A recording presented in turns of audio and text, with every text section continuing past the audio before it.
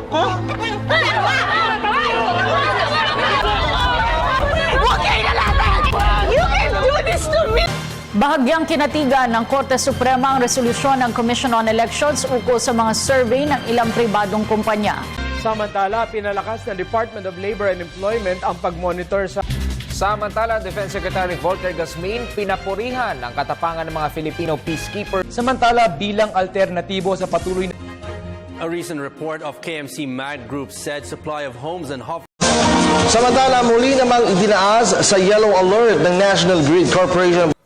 Samantala, inihayag ng mga makakaasa ang mga mamumuhunan sa Pilipinas. 2013 promises to be a better year for the economy, according to the Joint Foreign Chambers of Commerce of the Philippines. Smoke belchers face stiffer penalties. This is government agencies concerned to intensify the campaign against air pollution. Samantala, ipinakita naman sa isinagawang earthquake drill sa EDSA Guadalupe sa Makati ang mga real-life situation. Almighty God, our Father, bless this wonderful nation. Protect us from physical and spiritual war, from fear and confusion, from separation and division. Be present to our leaders.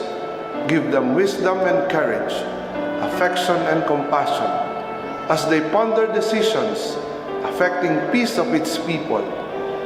Make us more deeply aware of our beginnings, remembering not only our rights, but also our duties and responsibilities as a citizen.